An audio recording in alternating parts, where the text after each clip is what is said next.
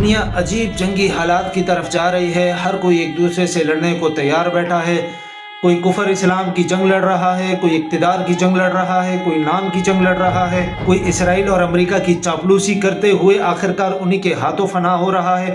کہیں نئی مر رہے ہیں، کہیں موچی مر رہے ہیں۔ مطلب عجیب حالت ہے کہ لوگ جگہ جگہ پر مرے جا رہے ہیں، اور اتنا انتشار ہے پوری دنیا کے اندر کہ ہر کوئی ایک دوسرے کا دشمن بن کے کھڑا ہے۔ تو یہ وہ وقت ہے کہ جب مسلمانوں کو اتحاد ہونا چاہیے۔ میری بات غور سے سنیے گا کہ مسلمانوں میں اتحاد ہونا چاہیے، کہ جو مسلمان ممالک ہیں وہ اتحاد کریں۔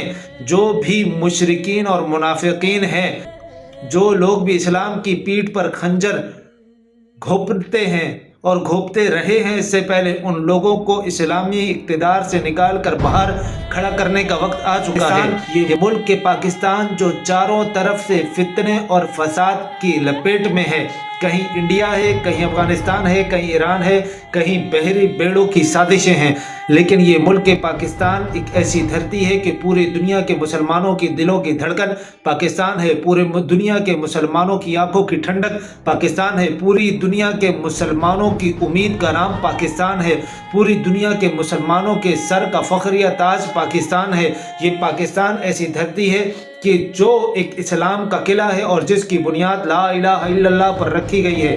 یہ رمضان المبارک کا مہینہ ہے۔ اس رمضان المبارک کے مہینے میں ہی اس پاکستان کا خواب دیکھا گیا تھا، اور اسی پاکستان کو حاصل کرنے کے لیے قدم بڑھائے گئے تھے۔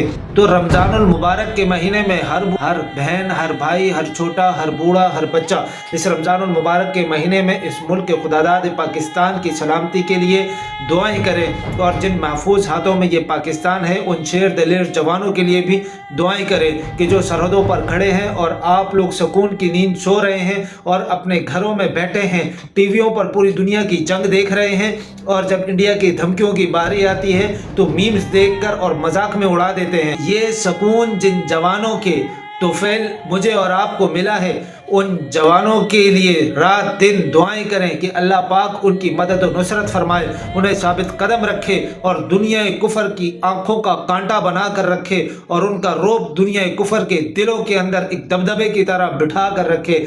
اللہ پاک ہمارے ملک کا، ہمارے ملک کی اداروں کا، ہمارے ملک کی عوام کا حامی و ناصر ہو۔ یہ اسلام کا قلعہ ہے، پہلے بھی زندہ باد تھا، آج بھی زندہ باد ہے، اور انشاءاللہ تا قیامت زندہ باد رہے۔